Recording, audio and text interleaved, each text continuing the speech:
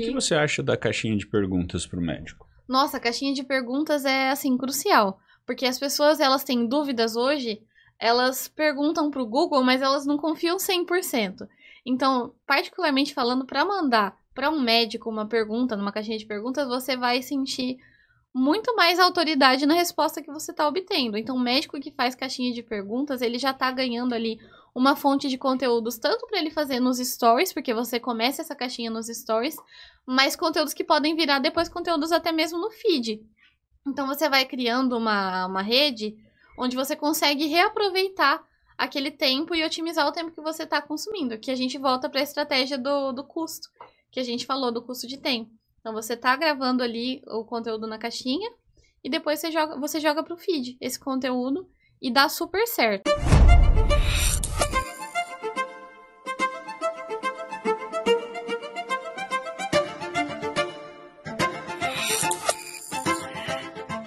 Olá, seja bem-vindo mais uma vez ao podcast Fala Med. É um prazer ter você com a gente aqui. Muito obrigado pela sua presença.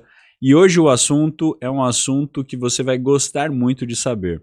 Muitas vezes você se depara com a perspectiva de como captar clientes, pacientes pelo Instagram. E hoje eu trouxe uma especialista para falar sobre esse assunto aqui com a gente. Nossa convidada, Camila Dias, é a pessoa que você vai conhecer nesse podcast. Camila tem uma jornada que começou aos 11 anos nos estudos de design e uma história de trabalho que se inicia aos 16 anos de idade.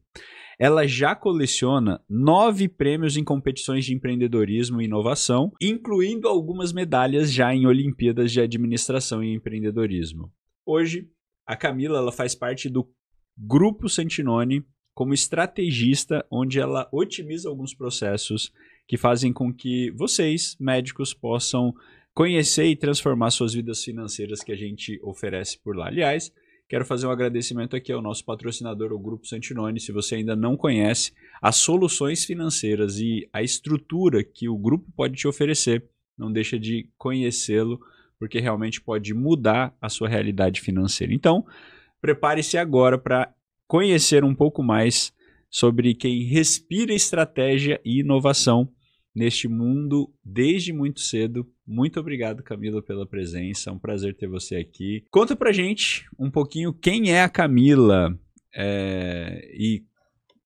Você começou com 11 anos estudando design, né?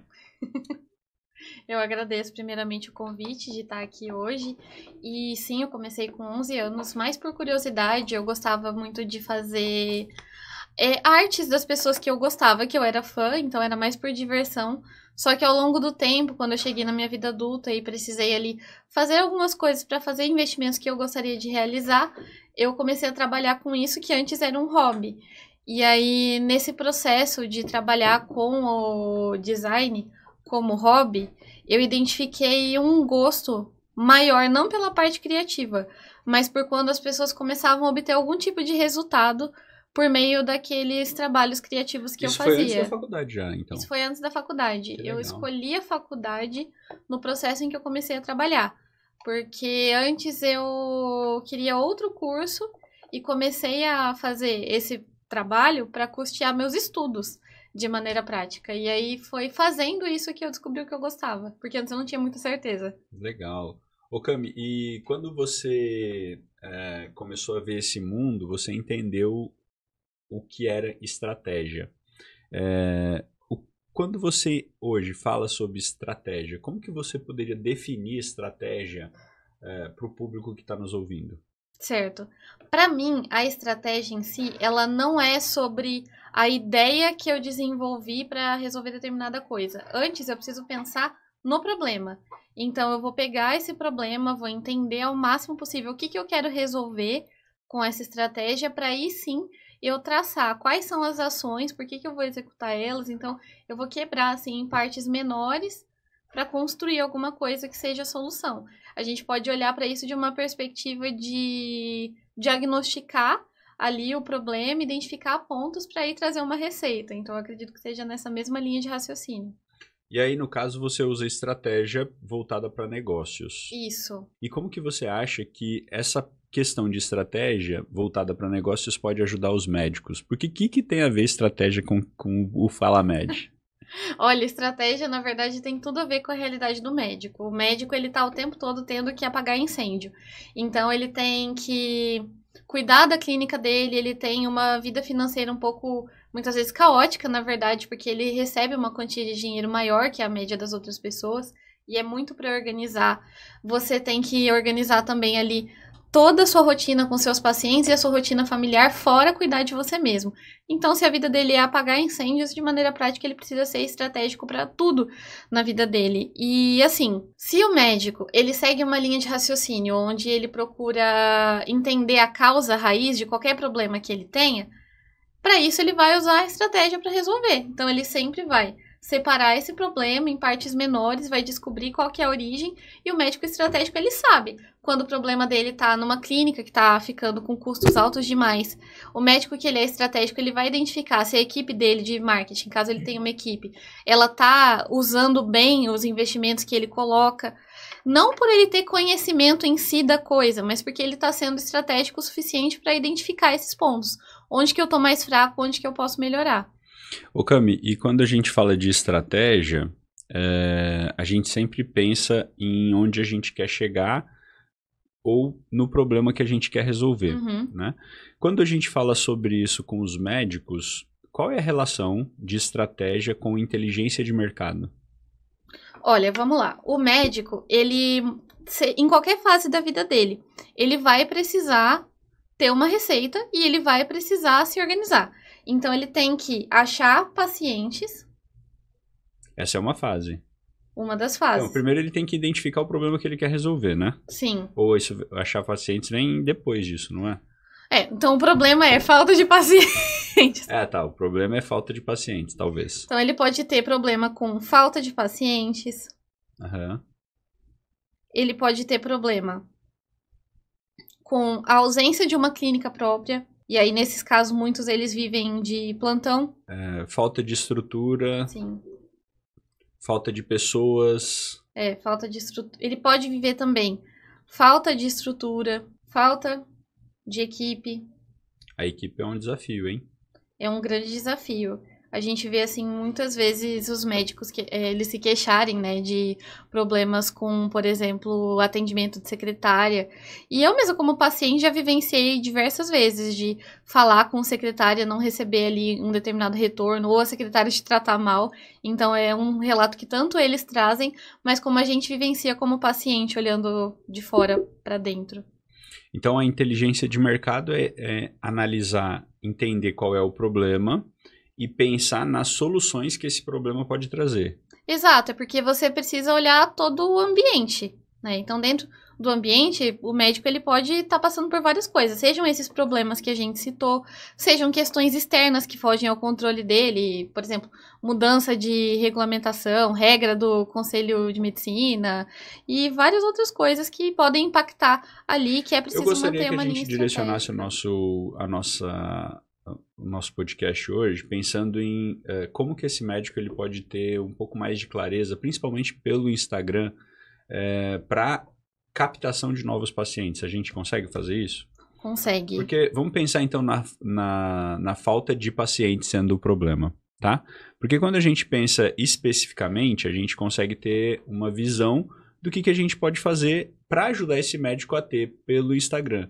A gente até teve uma live, né, recentemente, falando sobre como que o médico ele pode usar o Instagram para captação de pacientes. E aí a gente trouxe uma pessoa especialista ali para falar sobre isso, mas aí a gente percebeu que existia um outro problema, que era a estrutura do Instagram do médico não estar preparada para falar sobre isso. Então, pensando que o problema é a falta de pacientes, talvez, ou trazer novos pacientes, captar novos pacientes, como que o médico ele poderia ter uma estrutura para fazer isso, né? Então, vamos fazer isso ao vivo, tá? A ideia é assim, eu sou médico, eu tô vendo que meu consultório deu uma estagnada e eu não consigo mais, eu tô fazendo vídeos, eu tô fazendo postagens no Instagram, tô mostrando minha família, tô mostrando a medicina, meu consultório, mas eu não tô conseguindo atrair pacientes. O que na prática eu poderia estar fazendo de errado ou o que eu poderia começar a fazer de certo para que esse Instagram seja uma vitrine mesmo para os pacientes chegarem. Perfeito. Então vamos começar destrinchando esse problema ali. E eu vou destrinchar esse problema pensando no que esse problema está te custando. Então eu vou dividir ele em alguns tipos de custo. A gente tem ali o custo de tempo. E vamos pensar o seguinte, o tempo, ele é o ativo mais valioso que o médico vai ter ali dentro da clínica, porque ele precisa dedicar esse tempo como médico, que é o que vai trazer mais retorno para ele. Mas no custo de tempo, ele precisa se perguntar, quanto tempo eu gasto ali para estar produzindo esse conteúdo que não está dando retorno? Porque se esse tempo é um ativo valioso, eu preciso que o conteúdo que eu produzo gere algum tipo de retorno. Agora, a gente pode dividir também como custo de oportunidade. Vamos pensar no custo de oportunidade seguindo a seguinte linha de raciocínio.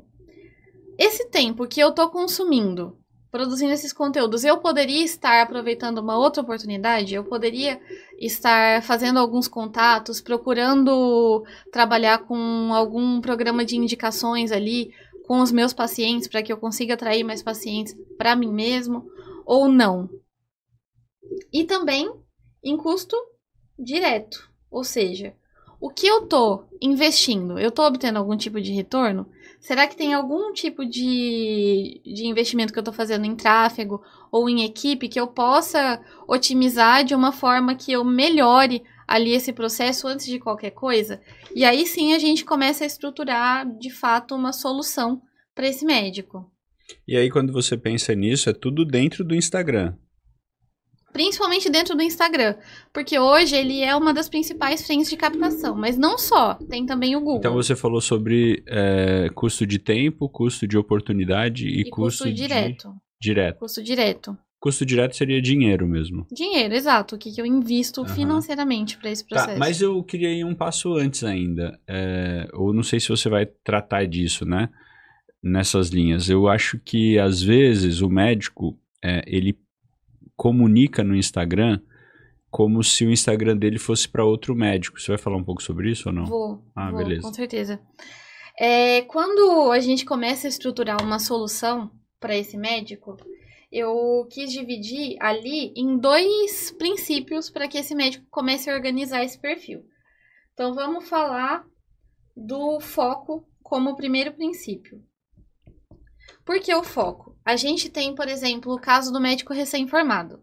O médico recém-formado, para ele entrar no mercado e ele começar a falar sobre aquilo que ele faz, o caminho mais seguro para ele não é ele começar a falar sobre aquilo de maneira ampla. Por exemplo, eu acabei de terminar minha residência em cardiologia. Eu não vou falar sobre cardiologia em geral, porque aí eu tô entrando num ambiente onde tá cheio de gente falando. Seria muito mais atrativo e mais fácil de eu trazer pessoas pro meu perfil, eu organizando para focar em um canal só, que seria o Instagram, mais recomendado, falando com um segmento específico. Então, por exemplo, como eu citei a cardiologia, a gente pode pensar em falar mais sobre riscos de infarto em atletas amadores. Por exemplo, em vez de falar sobre cardiologia. Eu tenho uma familiar que ela é recém-formada, assim, na residência, né? E ela fez oftalmopediatria. Então, ela já saiu do campo da oftalmologia, ela foi para oftalmopediatria. E dentro da oftalmopediatria, ela tem crescido o conteúdo dela falando principalmente sobre estrabismo. Então, ela fez o segmento do segmento do segmento. E isso tem ajudado ela significativamente a atrair mais pacientes, porque ela é especialista em um problema muito regular. Então, ela escolheu uma dor específica. Uma dor específica e chave para ela estar resolvendo. E é a partir dessa dor-chave que ela tem trazido mais pessoas para o atendimento dela e crescido e podendo, inclusive, cobrar mais caro, porque ela é muito especialista naquilo que ela faz. Muito legal. E aí, quando a gente vai para frente do médico que, por exemplo, já tem uma clínica estruturada, eu separei alguns pontos aqui. Na verdade, quando eu tenho uma clínica estruturada, eu já atendo diversos tipos de dor. Então, eu já fui além. Então, esse médico, ele não tá começando no Instagram. Esse aí já não tá começando mais, mas ele precisa melhorar. Porque, como a gente tá falando, essa pessoa estagnou, né? Ela precisa melhorar. Dar uma melhorada. E aí, o que eu sugeriria para esse médico? Ele pegar todo tipo de dúvida que ele recebe, por exemplo, de pacientes, de pessoas que ao vivo ali, consultam. na consulta mesmo. Exato. E ele transformar isso em conteúdo. Porque ele já tem uma troca com pacientes, ele tá vendo o que as pessoas precisam. Se ele tá vendo o que as pessoas precisam, fica muito mais fácil de saber o que eu vou falar, o que eu vou contar para mais pessoas, porque essas pessoas, se elas têm uma dor, outras podem ter. E gente vai atraindo gente, seguindo essa linha. Entendi. Então, essa pessoa que, independente, né? Não só, eu acho que essa é uma dica que não só o médico que já tenha um consultório, mas aquele que está começando também. Uhum. Porque ele conversa com pessoas o dia todo ali, talvez na clínica, sobre alguma dor. E vai ter uma dor específica que ele gosta mais, que ele se identifica mais, que ele tem um conhecimento e uma prática mais efetiva. Uhum. Então, a ideia é que esse profissional, ele comece a absorver essas perguntas que as pessoas fazem para ele, mas e tal coisa, e tal coisa, e tal coisa. E ele traga isso pro online como um conteúdo. Então, me perguntaram hoje no consultório sobre como que eu posso ajudar meu filho com estrabismo desde que, sei lá, alguma coisa desde assim. Bebê. Desde bebê, Exato. e aí ele traz isso como um conteúdo, né? Falando para pacientes. Uhum. Ok. Exatamente isso. Até porque, como a gente está incentivando esse médico a ser mais estratégico, então a vida dele dentro da profissão vai ser na intencionalidade. Não que ele vá transformar ali o caso que a pessoa está vivendo em algo para ele expor, não é isso que a gente está falando. Mas é sobre ele conseguir olhar de maneira clínica para o negócio. Então eu estou procurando ali todos os pontos que acontecem no meu dia a dia que eu possa relatar e mostrar para as pessoas como eu sou propriedade nisso que eu faço. Entendi. Tanto a clínica estabelecida quanto o recém-formado. É que o recém-formado a gente incentiva a focar em uma dor mais específica para que ele consiga atrair sua primeira leva de pacientes mesmo. Mas a clínica, de maneira geral, ela também pode fazer isso. E aí, em ambos os casos, para esse médico estar estruturando o perfil dele, eu sugiro sim que ele tenha um conteúdo da vida pessoal dele em conjunto, mas que ele não faça coisas que possam prejudicar a percepção que as pessoas têm do atendimento dele, por exemplo. Então, se eu quero me posicionar como um médico que é mais... Tipo, do esporte, eu não posso ficar postando balada... Não, vou ficar postando balada e hambúrguer no meu perfil. Não faz sentido. Eu tô não que ele não pode. Às vezes ele pode até postar aqui, quando, gente. Porque todo mundo tem seus momentos de lazer e etc. Eu vejo, assim, nutricionistas famosíssimas que postam também seus momentos de comer alguma coisa que seja mais pesada. Não é esse o ponto. Mas se eu falo sobre esporte, se eu falo com esse público e eu não me familiarizo com esse público de verdade, fica perceptível e eu fico parecendo uma fraude, de maneira geral. Então é a mesma coisa. A gente falou bastante isso na live, né? Sobre a gente falar sobre a nossa verdade. Sim. Porque acaba que, se eu não estou falando a verdade ali, hoje é tão mais difícil a gente esconder as coisas, né? De fato. Sim. E então é melhor que a gente fale a verdade. É mais simples, é muito mais eficiente, você não vai ficar ser pego no pulo. Então é muito mais eficiente. E é uma oportunidade que as pessoas têm de serem elas mesmas, Sim. né? Porque ali é um momento dela, um conteúdo dela que talvez as pessoas que estão assistindo aquele conteúdo vão se identificar, inclusive com aquela questão pontual ali que ele está falando, né? Então, eu acho que é muito valioso a pessoa ser verdadeira, né? Sim. Não só isso, mas ser verdadeiro é ter posicionamento. Porque posicionamento é literalmente sobre você ter uma opinião sobre alguma coisa, você ter clareza sobre aquilo que você quer, quem você quer conversar. E quando você... Mesmo que essa opinião não seja... do agrado de todo mundo. Exato. Mas a gente tem visto, assim, na internet hoje uma linha onde muita gente é odiada por um grande público, mas existe uma grande parcela que a ama. E tem pessoas muito famosas mesmo que tem muita gente que não gosta. Mas essas pessoas não deixam ali de faturar e de ter um público ali leal a elas. Porque elas têm o posicionamento delas. Quando você se posiciona, você tá sujeito a isso. Você tá sujeito a ter pessoas que estão contra você e pessoas que estão a seu favor. Você tá preparado para lidar com isso? Se você tá preparado, então a internet é um lugar para você crescer. Legal. E aí, quando a gente vai pensar nessa questão de atrair novos pacientes, né? O que então seria a sua sugestão como estrategista para esse médico que te chamasse para falar assim, ó, eu queria trazer o meu Instagram um pouco mais visível e tal. Na prática, o que você faria? Particularmente falando, eu veria ali qual que é a frequência de conteúdo que esse médico tá, se ele tá publicando pouco ou se ele tá publicando muito. Porque se eu sou um médico que tá publicando uma vez por mês, já é fato que o meu problema inicial é frequência. Agora, se eu estou publicando com Qual é a frequência ideal? Não existe uma frequência ideal. Mas também a gente não pode ser ausente, porque quem não é visto não é lembrado.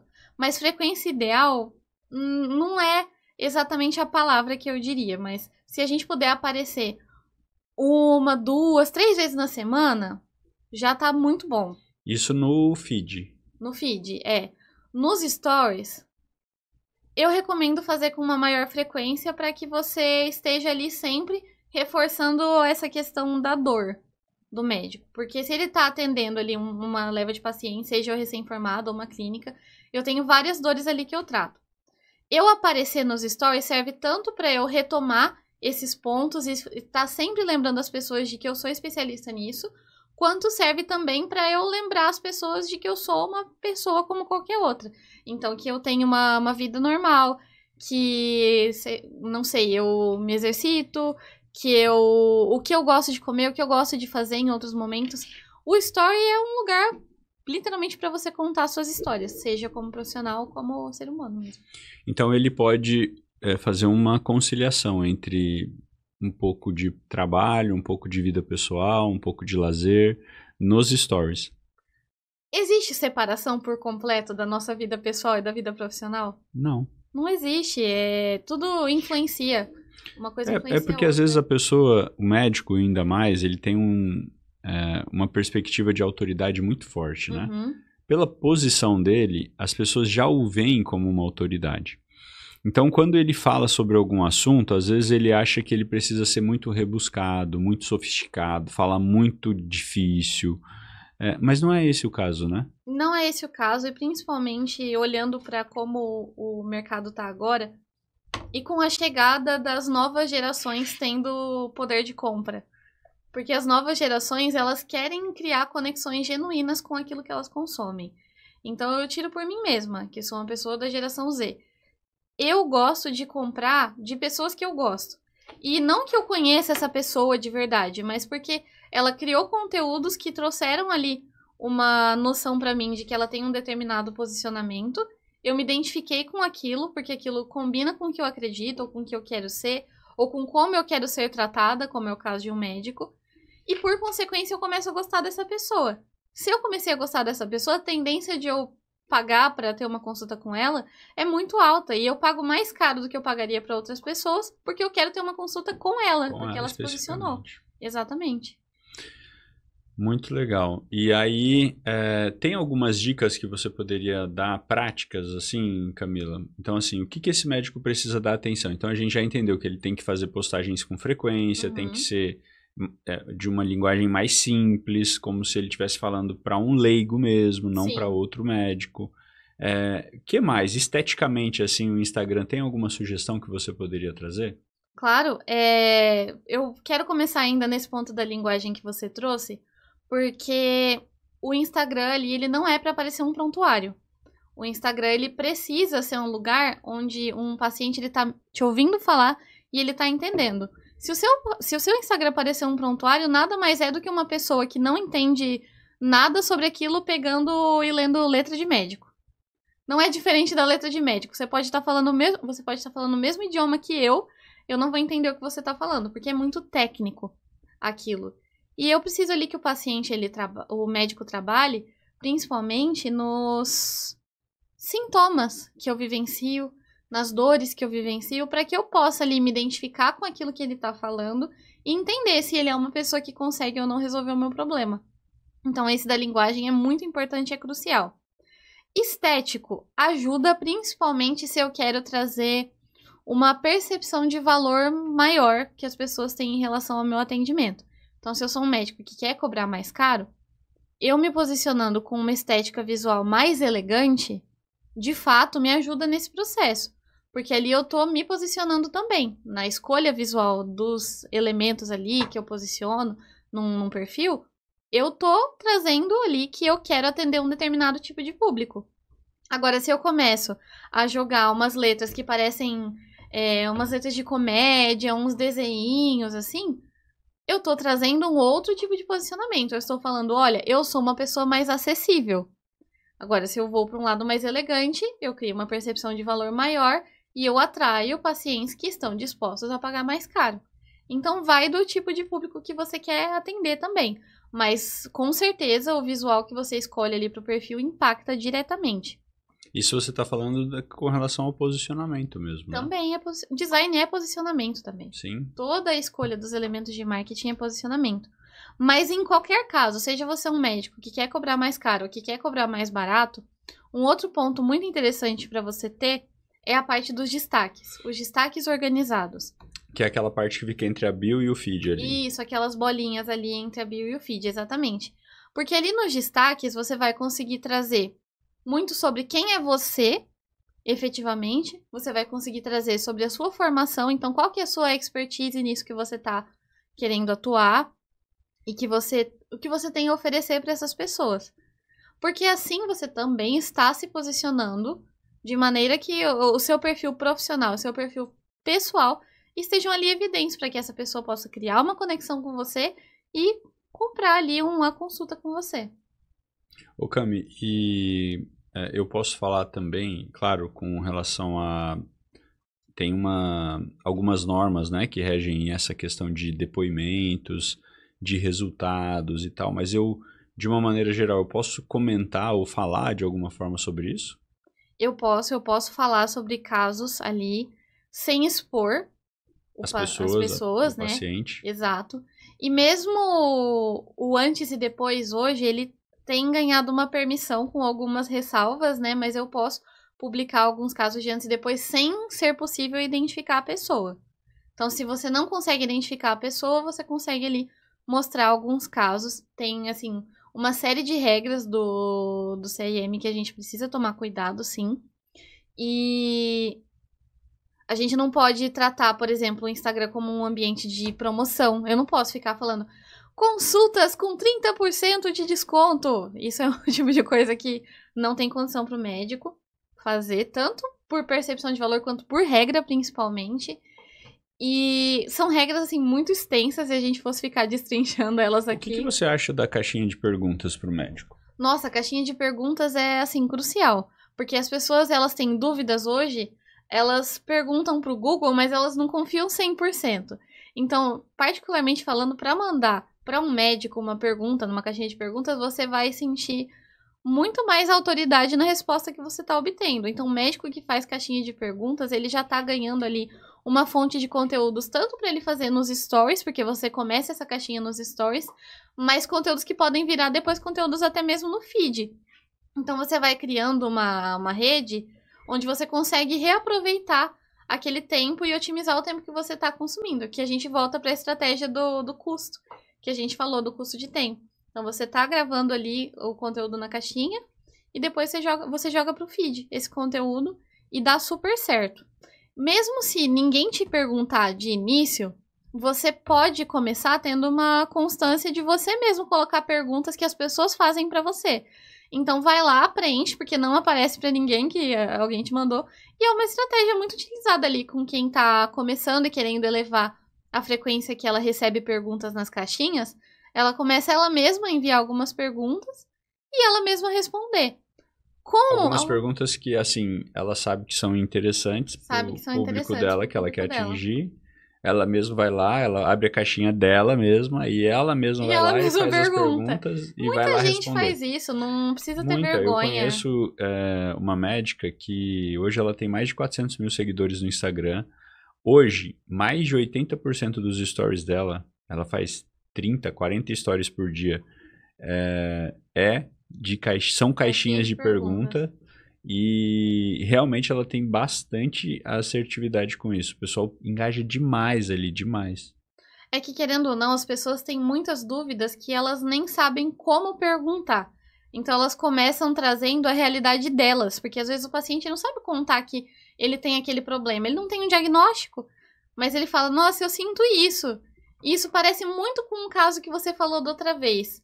Será que você seria a pessoa que tem essa solução para mim? Então, a caixinha de perguntas é o lugar onde esses potenciais pacientes podem descobrir isso também sobre você como médico. Sim, sem dúvida.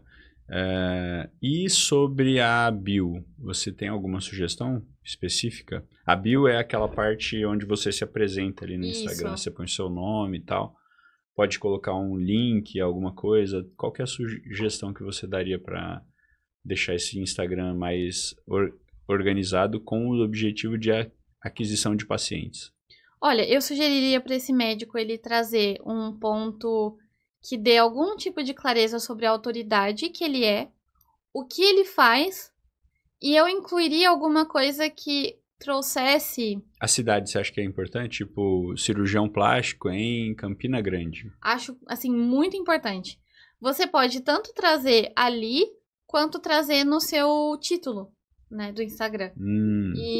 Naquele que fica em negrito, no nome. Aquele que fica em negrito. Porque se você coloca ali no nome, também ajuda na hora da busca. Quando a pessoa ela vai procurar no Instagram, fica mais fácil de chegar. Cirurgião plástico em Belo Horizonte. É mais fácil. Mas a bio já ajuda por si só. Então, até porque tem algumas pessoas que fazem as pesquisas que antes faziam no Google no Nas Insta. redes sociais, exatamente.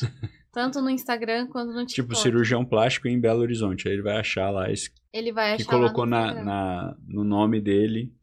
Isso. Exatamente. Só que se a gente conseguir trazer alguma coisa assim bem específica na bio, já ajuda. Quando você consegue segmentar um pouco mais, você tem, assim, esse ponto da sua rotina que você fortalece com a pessoa que está chegando no seu perfil. Então, essa pessoa, por exemplo, que é oftalmopediatra, que eu citei, essa familiar minha lá no começo, ela traz que ela é oftalmopediatra no nome, em negrito, e além de ela destacar a cidade que ela tá na bio, ela traz essa especialidade a mais, que é o foco dela em estrabismo.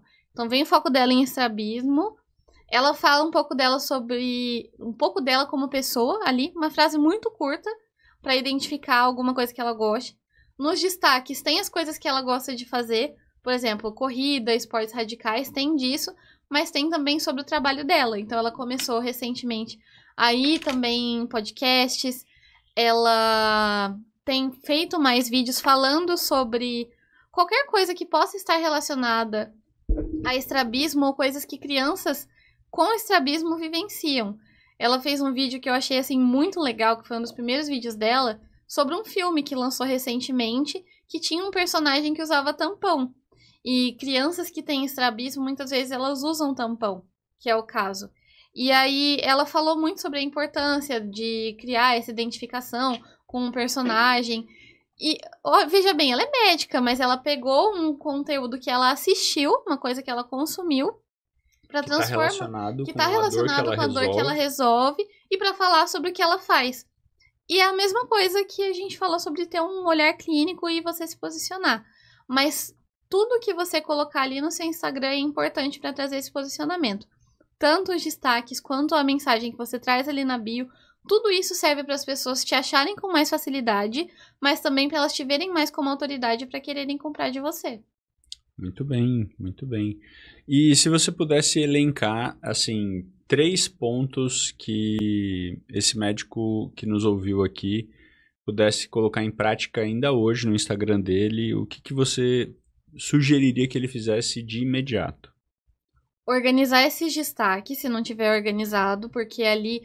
mesmo se você não estiver postando nada, eu entrei no seu perfil, eu vou saber o que você faz. Porque está ali nos seus destaques. É um ponto fixo, fica ali 24 horas por dia, não desaparece. Não vai descer, tá lá. Então, primeiro, organizar os destaques. Segundo, essa própria parte da bio. Você não vai deixar lá na bio do Instagram um link do Spotify com as músicas que você gosta de ouvir. Você vai deixar um link para a pessoa conseguir entrar em contato com você.